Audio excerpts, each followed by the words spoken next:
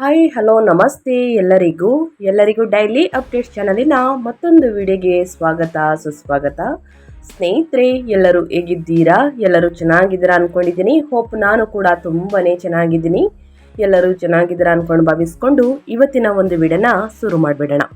ಇವತ್ತಿನ ಒಂದು ವಿಡಿಯೋದಲ್ಲಿ ಜ್ಯೇಷ್ಠ ಹುಣ್ಣಿಮೆಯ ದಿನದಿಂದ ಸ್ನೇಹಿತರೆ, ಅಂದರೆ ಮೇ 31ನೇ ತಾರೀಕು ಜ್ಯೇಷ್ಠ ಹುಣ್ಣಿಮೆ ಇದೆ ಅಥವಾ ಕಾರ ಹುಣ್ಣಿಮೆ ಇದೆ. ಈ ಹುಣ್ಣಿಮೆಯ ದಿನದಿಂದ ಸಿಂಹರಾಶಿಯವರ ಬದುಕು ಬದಲಾಗಲಿದೆ. ಹಾಗಿದ್ರೆ ಸಿಂಹರಾಶಿಯವರ ಜೀವನದಲ್ಲಿ ಏನೆಲ್ಲ ಬದಲಾವಣೆಗಳು ಕಂಡು ಬರಬಹುದು, ಯಾವುದರ ಬಗ್ಗೆ ಎಚ್ಚರಿಕೆ ವಹಿಸಬೇಕು ಸಿಂಹರಾಶಿಯವರು ಅನ್ನೋದನ್ನ ನೋಡ್ತಾ ಹೋಗೋಣ. ಜ್ಯೇಷ್ಠ ಹುಣ್ಣಿಮೆಯು ಹಿಂದೂ ಧರ್ಮದಲ್ಲಿ ಅತ್ಯಂತ ಪವಿತ್ರವಾದಂತಹ ದಿನವಾಗಿದೆ. ಈ ದಿನದಂದು ವಿಷ್ಣು, ಶಿವ ಮತ್ತು ಲಕ್ಷ್ಮೀ ದೇವಿಯನ್ನ ಪೂಜಿಸುವುದರಿಂದ ಸಮೃದ್ಧಿ, ಆರೋಗ್ಯ ಮತ್ತು ಕೌಟುಂಬಿಕ ಶಾಂತಿ ಲಭಿಸುತ್ತದೆ. ಇನ್ನು ಜ್ಯೇಷ್ಠ ಹುಣ್ಣಿಮೆಯ ಪ್ರಮುಖ ಮಹತ್ವಗಳನ್ನು ತಿಳಿಸ್ಕೊಡಿ ಅಂದರೆ ಖಂಡಿತವಾಗಿಯೂ ಮಹತ್ವವನ್ನು ತಿಳಿಸ್ಕೊಡ್ತೀನಿ. ಆನಂತರ ವೃತ್ತಿ ಜೀವನ, ವ್ಯಾಪಾರ, ಹಣಕಾಸಿನ ಬಗ್ಗೆ, ನಿಮ್ಮ ಹೆಲ್ತ್ ಬಗ್ಗೆ ಏನೆಲ್ಲ ಬದಲಾವಣೆಗಳು ಕಂಡು ಬರಬಹುದು ಸಿಂಹರಾಶಿಯವರಿಗೆ, ಯಾವುದರ ಬಗ್ಗೆ ಎಚ್ಚರಿಕೆ ವಹಿಸಬೇಕು ಅನ್ನೋದನ್ನ ನೋಡ್ತಾ ಹೋಗೋಣ. ಮೊದಲನೇದಾಗಿ ಜ್ಯೇಷ್ಠ ಹುಣ್ಣಿಮೆಯ ಪ್ರಮುಖ ಮಹತ್ವಗಳನ್ನು ತಿಳಿಸ್ಕೊಡ್ತಾ ಹೋಗ್ತೀನಿ. ಸ್ನೇಹಿತರೆ, ಇದನ್ನೆಲ್ಲ ಕಂಪ್ಲೀಟಾಗಿ ತಿಳ್ಕೋಬೇಕು, ಸಣ್ಣ ಪುಟ್ಟ ಪರಿಹಾರಗಳನ್ನೆಲ್ಲ ಫಾಲೋಅಪ್ ಮಾಡಬೇಕು ಅಂದರೆ ಸಿಂಹರಾಶಿಯವರು ಎಲ್ಲೂ ಕೂಡ ವಿಡಿಯೋನ ಸ್ಕಿಪ್ ಮಾಡಬಾರ್ದು. ಅಂದರೆ ವಿಡಿಯೋನ ಕಟ್ ಮಾಡಿ ಓಡಿಸ್ಕೊಂಡು ಹೋಗಿ ನೋಡ್ತೀನಿ ಅಂದರೆ ಫುಲ್ ಇನ್ಫಾರ್ಮೇಷನ್ ಅರ್ಥ ಆಗಲ್ಲ. ಸೊ ಹಾಗಾಗಿ ಎಲ್ಲ ವಿಡಿಯೋದಲ್ಲೂ ತಿಳಿಸ್ತಾ ಇರ್ತೀನಿ. ಮೊದಲಿಂದ ಕೊನೆ ತನಕ ವಿಡಿಯೋನ ವಾಚ್ ಮಾಡಿ. ವಿಡಿಯೋದಲ್ಲಿ ಒಳ್ಳೆ ಮಾಹಿತಿ ಸಿಕ್ಕಿದ್ದಲ್ಲಿ ತಪ್ಪದೆ ವಿಡಿಯೋಗೊಂದು ಲೈಕ್ ಕೊಟ್ಟು, ಇನ್ನೂ ನನ್ನ ಚಾನಲ್ನ ಸಬ್ಸ್ಕ್ರೈಬ್ ಆಗಿಲ್ಲ ಅಂದರೆ ಡೈಲಿ ಅಪ್ಡೇಟ್ಸ್ಗೆ ಸಬ್ಸ್ಕ್ರೈಬ್ ಆಗಿ ನಿಮ್ಮ ಅಭಿಪ್ರಾಯವನ್ನು ಕಮೆಂಟ್ ಬಾಕ್ಸಲ್ಲಿ ತಿಳಿಸಬಹುದು. ಓಕೆ ಸ್ನೇಹಿತರೆ, ವಟ ಸಾವಿತ್ರಿ ವ್ರತ. ಜ್ಯೇಷ್ಠ ಹುಣ್ಣಿಮೆಯ ದಿನದಂದು ಮುತ್ತೈದೆಯರು ವಟ ವೃಕ್ಷಕ್ಕೆ ಅಂದರೆ ಆಲದ ಮರ ಪೂಜೆಯನ್ನು ಸಲ್ಲಿಸಿ ತಮ್ಮ ಪತಿಯರ ಆಯುಷು ಮತ್ತು ಆರೋಗ್ಯಕ್ಕಾಗಿ ಪ್ರಾರ್ಥಿಸುತ್ತಾರೆ. ಸತ್ಯನಾರಾಯಣ ಪೂಜೆಯನ್ನ ಮಾಡಲಾಗುತ್ತದೆ. ಈ ದಿನ ಈ ಮಂಗಳಕರ ದಿನದಂದು ಸತ್ಯನಾರಾಯಣ ಪೂಜೆ ಮಾಡಿಸುವುದು ಬಹಳ ಶ್ರೇಷ್ಠವೆಂದು ಸ್ನೇಹಿತರೆ ಪರಿಗಣಿಸಲಾಗಿದೆ. ಇನ್ನು ಚಂದ್ರ ಪೂಜೆ. ಹುಣ್ಣಿಮೆಯ ರಾತ್ರಿ ಚಂದ್ರನಿಗೆ ಅಗ್ರವನ್ನ ನೀಡುವುದರಿಂದ ಮಾನಸಿಕ ಒತ್ತಡಗಳು ದೂರವಾಗಿ ಜೀವನದಲ್ಲಿ ಸಾಮರಸ್ಯ ಉಂಟಾಗುತ್ತದೆ. ಇನ್ನು ದಾನ ಧರ್ಮ. ಈ ಹುಣ್ಣಿಮೆಯಂದು ಬಡವರಿಗೆ ಅನ್ನ, ವಸ್ತ್ರ ಮತ್ತು ದಾನ ನೀಡುವುದರಿಂದ, ಬಟ್ಟೆಯನ್ನು ದಾನ ನೀಡುವುದರಿಂದ, ನಿಮ್ಮ ಕೈಯಲ್ಲಾದಷ್ಟು ಹಣ ಸಹಾಯವನ್ನ ಮಾಡುವುದರಿಂದ ವಿಶೇಷ ಪುಣ್ಯ ಲಭಿಸುತ್ತದೆ ಸ್ನೇಹಿತರೆ. ಸೊ ಹಾಗಾಗಿ ಈ ದಿನದಿಂದ ಸಿಂಹರಾಶಿಯವರ ಜೀವನದಲ್ಲಿ ಏನೆಲ್ಲ ಬದಲಾವಣೆಗಳು ಕಂಡು ಬರಬಹುದು, ಯಾವುದರ ಬಗ್ಗೆ ಎಚ್ಚರಿಕೆ ವಹಿಸಬೇಕು ಅನ್ನೋದನ್ನ ಕಂಪ್ಲೀಟಾಗಿ ತಿಳಿಸ್ಕೊಡ್ತೀನಿ ಸ್ನೇಹಿತರೆ. ಎಲ್ಲೂ ಕೂಡ ವಿಡಿಯೋನ ಸ್ಕಿಪ್ ಮಾಡ್ದೇ ಕೊನೆ ತನಕ ವಾಚ್ ಮಾಡಿ. ಈ ಅದೃಷ್ಟ ರಾಶಿ ನಿಮ್ಮ ಕುಟುಂಬದಲ್ಲಿ ಮತ್ತು ನಿಮ್ಮ ಸ್ನೇಹಿತರಲ್ಲಿ ಒಬ್ಬರು ಆಗಿದ್ದರೆ ದಯವಿಟ್ಟು ಅವ್ರಿಗೆ ವಿಡಿಯೋವನ್ನು ಶೇರ್ ಮಾಡಿ. ಯಾಕಂದರೆ ನಿಮ್ಮ ಕಡೆಯಿಂದ ಅದೃಷ್ಟದ ಭವಿಷ್ಯವನ್ನು ಅವರು ಕೂಡ ತಿಳ್ಕೊಂಡಂಗಾಗುತ್ತೆ. ಓಕೆ, ಸಿಂಹರಾಶಿಯವರಿಗೆ ಒಟ್ಟಾರೆಯಾಗಿ ಹೇಳಬೇಕು ಅಂದರೆ ಮಿಶ್ರ ಫಲಿತಾಂಶವನ್ನು ಇಂದಿನಿಂದ ನೋಡಲಿದ್ದೀರಿ ಸ್ನೇಹಿತರೆ. ಸಿಂಹರಾಶಿಯವರಿಗೆ ಅತ್ಯಂತ ಉತ್ಸಾಹಭರಿತ ಹಾಗೂ ಸಂತೋಷಕರ ಮಾಸವೆಂದು ಹೇಳಬಹುದು. ಮುಂದಿನ ದಿನಗಳು ಅಷ್ಟಮ ಸ್ಥಾನದಲ್ಲಿ ಸಂಚರಿಸುತ್ತಿರುವಂತಹ ಶನಿಯಿಂದಾಗಿ ನೀವು ಎದುರಿಸುತ್ತಿರುವಂತಹ ಮಾನಸಿಕ ಮತ್ತು ದೈಹಿಕ ಒತ್ತಡಗಳು ಈ ತಿಂಗಳಲ್ಲೇ ಬಹಳಷ್ಟು ದೂರವಾಗುತ್ತವೆ.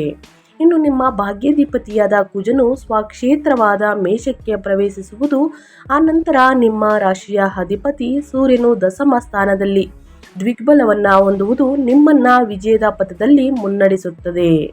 ಸ್ನೇಹಿತರೆ, ಸ್ವಲ್ಪ ಎಚ್ಚರಿಕೆ ವಹಿಸಿ. ಜೂನ್ ತಿಂಗಳು ದ್ವಿತೀಯಾರ್ಧದಲ್ಲಿ ನಿಮ್ಮದೇ ಮೇಲ್ಗೈ ಆಗುತ್ತದೆ ಅಂತಲೇ ಹೇಳಬಹುದು.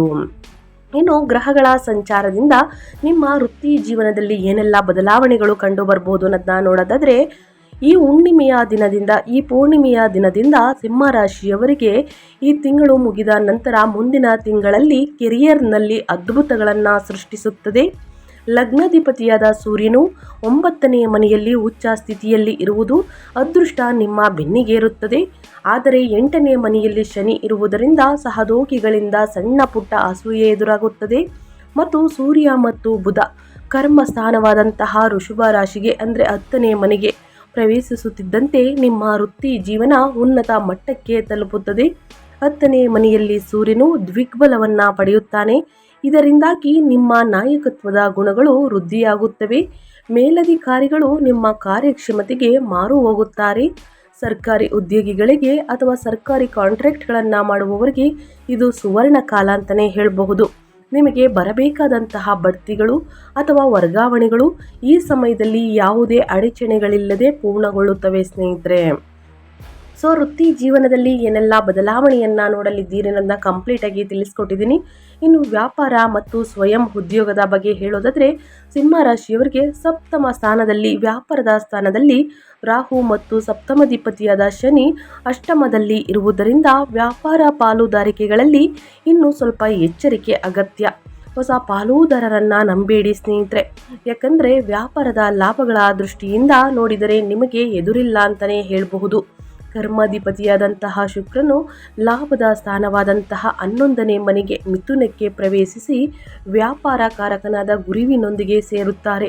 ಈ ಸಂಯೋಗವು ನಿಮ್ಮ ಗ್ರಾಹಕರ ಸಂಖ್ಯೆಯನ್ನು ವಿಪರೀತವಾಗಿ ಹೆಚ್ಚಿಸುತ್ತದೆ. ಹೊಸ ಹೂಡಿಕೆಗಳನ್ನು ಮಾಡಲು ವ್ಯಾಪಾರವನ್ನು ವಿಸ್ತರಣೆಗೆ ತಿಂಗಳ ದ್ವಿತೀಯಾರ್ಧವೇ ಅತ್ಯುತ್ತಮವಾಗಿರುತ್ತದೆ ಸ್ನೇಹಿತರೆ. ಸೊ ಹಾಗಾಗಿ ವ್ಯಾಪಾರ ವ್ಯವಹಾರದಲ್ಲಿ ಅಭಿವೃದ್ಧಿಯನ್ನು ನೋಡಲಿದ್ದೀರಿ. ಬಹಳಷ್ಟು ಎಚ್ಚರಿಕೆಯಿಂದ ಹೂಡಿಕೆಯನ್ನು ಮಾಡಿ. ಇನ್ನು ನಿಮ್ಮ ಹಣಕಾಸಿನ ಬಗ್ಗೆ ಹೇಳೋದಾದರೆ ಆರ್ಥಿಕ ಸ್ಥಿತಿ ಹೇಗಿರಲಿದೆ, ಯಾವುದರ ಬಗ್ಗೆ ಎಚ್ಚರಿಕೆ ವಹಿಸಬೇಕು ಅಂದರೆ ಆರ್ಥಿಕ ಸ್ಥಿರತೆಗೆ ಈ ತಿಂಗಳು ಮರು ಹೆಸರು. ಲಾಭದ ಸ್ಥಾನದಲ್ಲಿ 11ನೇ ಮನೆಯಲ್ಲಿ ಗುರು ಇರುವ ಕಾರಣ ಹಣದ ಅರಿವು ಸುಗಮವಾಗಿ ಸಾಗುತ್ತದೆ. ಆದರೆ ಜೊತೆಗೆ ಸ್ನೇಹಿತರೆ ಶುಕ್ರನು ಕೂಡ ಲಾಭದ ಸ್ಥಾನಕ್ಕೆ ಬರುವುದರಿಂದ ಧನಲಾಭ ಸ್ಥಾನಾಧಿಪತಿಯಾದಂತಹ ಬುಧ, ಶುಕ್ರ, ಗುರು ಗ್ರಹಗಳ ಅನುಗ್ರಹ ನಿಮ್ಮ ಮೇಲಿರುತ್ತದೆ. ಷೇರು ಮಾರುಕಟ್ಟೆ, ಕಮಿಷನ್ ವ್ಯಾಪಾರಗಳು ಅಥವಾ ಕಲಾಕ್ಷೇತ್ರದ ಮೂಲಕ ವಿಶೇಷ ಲಾಭಗಳನ್ನು ಗಳಿಸುವಿರಿ. ಹಳೆಯ ಸಾಲಗಳನ್ನು ತೀರಿಸಿ ಆರ್ಥಿಕ ಸ್ವಾತಂತ್ರ್ಯವನ್ನು ಪಡೆಯುತ್ತೀರಿ ಅಂತಲೇ ಹೇಳಬಹುದು ಸ್ನೇಹಿತರೆ.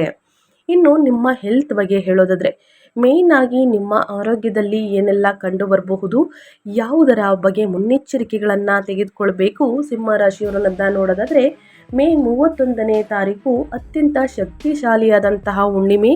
ಈ ಹುಣ್ಣಿಮೆಯ ದಿನ ಸ್ನೇಹಿತರೆ 10 ದಿನಗಳ ನಂತರ ಆರೋಗ್ಯದ ವಿಚಾರದಲ್ಲಿ ಬಹಳಷ್ಟು ಎಚ್ಚರಿಕೆ ಅಗತ್ಯ. 8ನೇ ಮನೆಯಲ್ಲಿ ಕುಜ ಶನಿಗಳ ಸಂಯೋಗದಿಂದ ವಾಹನ ಚಲಾಯಿಸುವಾಗ ಅಥವಾ ವಾಹನವನ್ನು ಓಡಿಸುವಾಗ ಸಣ್ಣ ಪುಟ್ಟ ಅಪಘಾತಗಳನ್ನು ಸೂಚಿಸುತ್ತಿದೆ ಅಥವಾ ಸ್ನಾಯು ನೋವುಗಳು ಬರುವಂತಹ ಅಪಾಯವಿದೆ. ಸ್ನೇಹಿತರೆ ಕುಜನು ಅಷ್ಟಮ ಸ್ಥಾನವನ್ನು ತೊರೆದು 9ನೇ ಮನೆಗೆ ಹೋಗುವುದರೊಂದಿಗೆ ನಿಮ್ಮ ಮೇಲಿದ್ದ ಅದೃಶ್ಯ ಭಾರ ದೂರವಾಗುತ್ತದೆ. ದೈಹಿಕವಾಗಿ ದೃಢತೆ, ಪ್ರಾಣಶಕ್ತಿ ಹೆಚ್ಚಾಗಬಹುದು. ಲಗ್ನದಲ್ಲಿರುವ ಕೇತುವಿನಿಂದಾಗಿ ಸ್ನೇಹಿತರೆ ಆಗಾಗ ಏಕಾಂತವನ್ನು ಬಯಸುತ್ತೀರಿ. ಆಧ್ಯಾತ್ಮಿಕ ಮಾರ್ಗದ ಕಡೆಗೆ ಮನಸ್ಸು ಹರಿಯುತ್ತದೆ. ಬೆಳಗಿನ ಜಾವ ವ್ಯಾಯಾಮವನ್ನು ಮಾಡುವುದು ನಿಮ್ಮ ದೈಹಿಕ ಮಾನಸಿಕ ಆರೋಗ್ಯಕ್ಕೆ ಬಹಳ ಅಂದರೆ ಬಹಳ ಒಳ್ಳೆಯದು. ಸೊ ಹಾಗಾಗಿ ಪ್ರತಿನಿತ್ಯ ಯೋಗ, ಧ್ಯಾನ, ಮೆಡಿಟೇಷನನ್ನು ಮಾಡಿ ಅಂತ ಹೇಳ್ತಾ ಇನ್ನು ಕುಟುಂಬದ ಬಗ್ಗೆ ಹೇಳೋದಾದರೆ ಸಪ್ತಮ ಸ್ಥಾನದಲ್ಲಿರುವ ರಾಹುವಿನಿಂದ ಜೀವನ ಸಂಗಾತಿಯೊಂದಿಗೆ ಸಣ್ಣ ಪುಟ್ಟ ತಪ್ಪು ಗ್ರಹಿಕೆಗಳು ಬರಬಹುದು. ಆದ್ದರಿಂದ ಜಾಸ್ತಿ ವಾದ ವಿವಾದಗಳಿಂದ ದೂರ ಮಾಡಿ ಅಂತಂದರೆ ದೂರವಿರುವುದು ಉತ್ತಮ.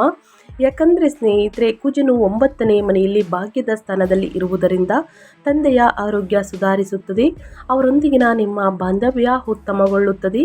ತಂದೆಯ ಮೂಲಕ ಅಥವಾ ಪಿತ್ರಾರ್ಜಿತ ಆಸ್ತಿಯ ಮೂಲಕ ಲಾಭ ಸಿಗಬಹುದು. ಸಿಂಹರಾಶಿಯವರಿಗೆ ಲಾಭದ ಸ್ಥಾನದಲ್ಲಿರುವ ಗುರುವಿನ ದೃಷ್ಟಿ 5ನೇ ಮನೆಯ ಮೇಲೆ ಸಂತಾನ ಸ್ಥಾನದಲ್ಲಿ ಬೀಳುವುದರಿಂದ ನಿಮ್ಮ ಮಕ್ಕಳ ನಡವಳಿಕೆ, ಅವರ ಬೆಳವಣಿಗೆ ನಿಮಗೆ ಹೆಮ್ಮೆ ಎನಿಸುತ್ತದೆ. ಕುಟುಂಬದಲ್ಲಿ ಶುಭ ಕಾರ್ಯಗಳು ಪ್ರಸ್ತಾಪ ಬರುತ್ತದೆ ಅಂತಲೇ ಹೇಳಬಹುದು. ಒಟ್ಟಾರೆಯಾಗಿ ಏನೆಲ್ಲ ಬದಲಾವಣೆಯನ್ನು ಸಿಂಹರಾಶಿಯವರು ನೋಡಲಿದ್ದೀರಿ, ಯಾವುದರ ಬಗ್ಗೆ ಸಿಂಹರಾಶಿಯವರು ಎಚ್ಚರಿಕೆ ವಹಿಸಬೇಕು ಅನ್ನೋದನ್ನ ಕಂಪ್ಲೀಟಾಗಿ ತಿಳಿಸ್ಕೊಟ್ಟಿದ್ದೀನಿ. ಏನೇ ಡೌಟ್ಸ್ ಇದ್ದರೂ ಕೂಡ ಕಮೆಂಟ್ ಮಾಡಿ, ಖಂಡಿತವಾಗಿಯೂ ಪ್ರತಿಯೊಬ್ಬರಿಗೂ ಆನ್ಸರ್ ಮಾಡ್ತೀನಿ ಅಂತ ಹೇಳ್ತಾ ನಾನು ವಿಡಿಯೋನ ಎಂಡ್ ಮಾಡ್ತಿದ್ದೀನಿ. ಇನ್ನೂ ಕೂಡ ಲೈಕ್ ಮಾಡಿಲ್ಲ, ಸಬ್ಸ್ಕ್ರೈಬ್ ಆಗಿಲ್ಲ ಅಂದರೆ ನನ್ನ ಚಾನಲ್ಗೆ ಸಬ್ಸ್ಕ್ರೈಬ್ ಆಗುವುದರಿಂದ ಇದೇ ರೀತಿ ನಿಮ್ಮ ರಾಶಿ ಭವಿಷ್ಯವನ್ನು ತಿಳಿಸ್ಕೊಡ್ತಾ ಹೋಗ್ತೀನಿ ಸ್ನೇಹಿತರೆ. ನಿಮಗೂ ಮತ್ತು ನಿಮ್ಮ ಕುಟುಂಬಕ್ಕೆ ತುಂಬಾ ಒಳ್ಳೆಯದಾಗಲಿ. ಮತ್ತೊಂದು ವಿಡಿಯೋ ಜೊತೆ ಮತ್ತೊಂದು ಹೊಸ ಭವಿಷ್ಯದಲ್ಲಿ ಸಿಗ್ತೀನಿ. Thank you for watching.